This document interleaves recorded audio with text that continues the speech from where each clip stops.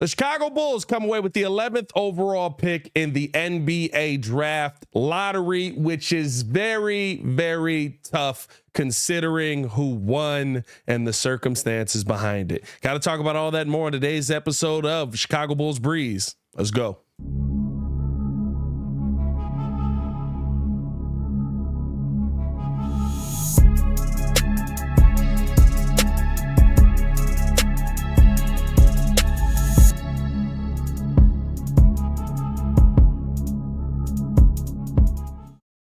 Now, if you are new to the channel, please like the video. Please subscribe to the page. We do talk Chicago sports daily on this channel. The only channel talking Bulls, how Bulls fans talk, so make sure that you get in tune with us. Chicago Bulls end up with the 11th overall pick in the NBA draft. This is very, very tough because the Atlanta Hawks win the lottery. And with the Atlanta Hawks winning the lottery, the Chicago Bulls essentially were one spot away from having the number one overall pick. Now, I'm not going to lose it. I'm not going to do what everybody thinks I'm going to do, man, and flip out. But it does go to show you kind of what this competitive mindset can get you. You needed to essentially lose 4 more games this season, at least 1 game to the Atlanta Hawks, and 2 more games throughout the season, or 3 more games throughout the season at the end of the year, when you knew that you were going to be a play-in team. You knew there was no hope for you to make the playoffs, and you could now be sitting with the number one overall pick. That's what makes this very tough. Now, to me, at the end of the day, this still goes to, you have to make the right selections. You have to evaluate the talent on the court no matter what.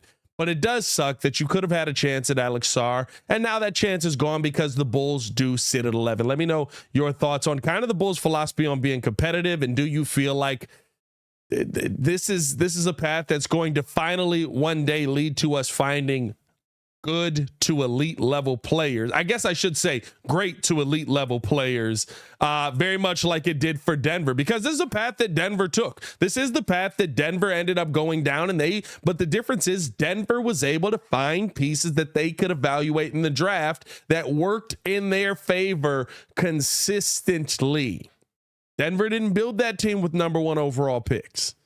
Denver didn't build that championship team with the best of the best in the draft, but they were able to find that because they were able to evaluate the players the right way. And I think that's the biggest thing in all of this. I don't have any problems with the Bulls sitting at 11 right now. My concern with the Chicago Bulls right now is that this team can't seem to find a way to evaluate players the right way, because in every single draft that we can look at that AK has done, I can look at a player behind the Chicago Bulls where they selected a player that didn't end up being successful, or that ended up being much more successful than the player that the Bulls selected. Hey, you look at the Patrick Williams, you had 2 shots at going out and getting Tyrese. You could have had a Tyrese connection if you really wanted to, but you wanted to go with Patrick Williams, number 4 overall. Guess what? Tyrese Halliburton, Tyrese Maxey, 2 players who both were in the playoffs this year, who both were focal points on their teams this year, who both were pieces, and one in Tyrese Halliburton, who's playing right now, who is a piece that is an elite level point guard, something that you need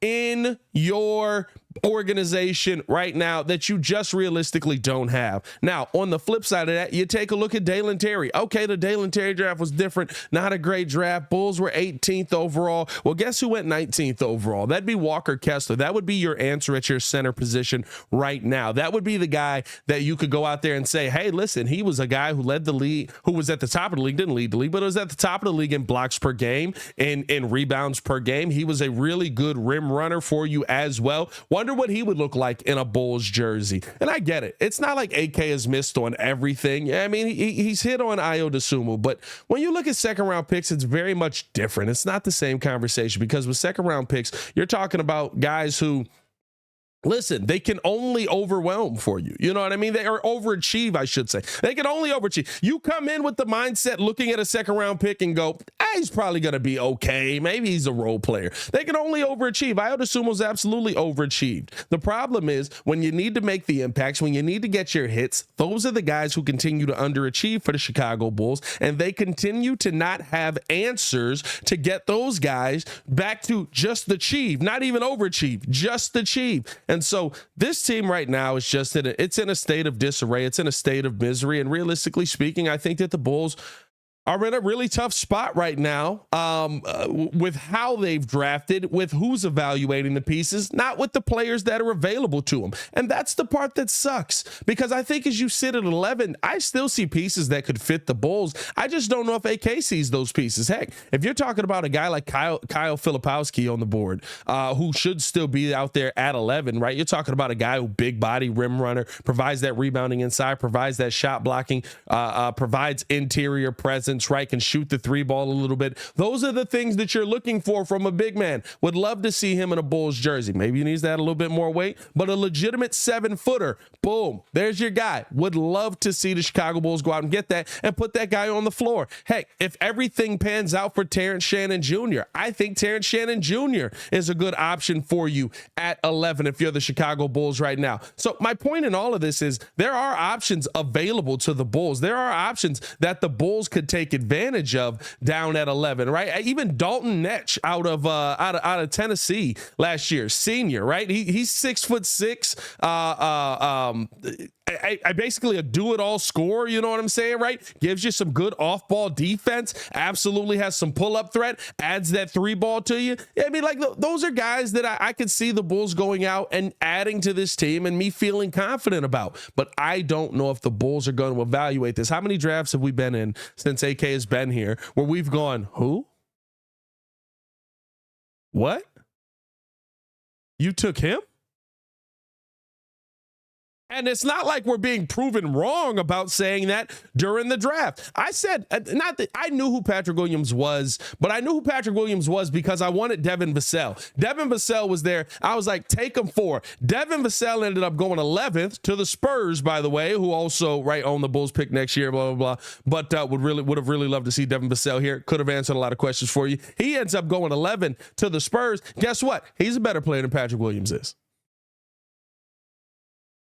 So it's about the eval that Arturas Karnisovas has to do, and I don't believe that he's done a good job in a Chicago Bulls jersey doing, and that's my problem with it. Let me know how you guys feel in the comments below, man. What are your thoughts on the Chicago Bulls going out there and adding a player at 11? Do you feel like, or do you have any confidence that the Bulls are going to be able to go out there and add a player at 11? Let me know in the comments below. As always, man, it's your boy Pat the Designer back at it again. Appreciate y'all for tuning in and showing love. Hit that like button, subscribe to the page, leave that 5-star review. Y'all know what to do. Y'all stay safe out there, Chicago. See Red Nation. Have a drink on me. I know it's a Sunday, but have a drink on me.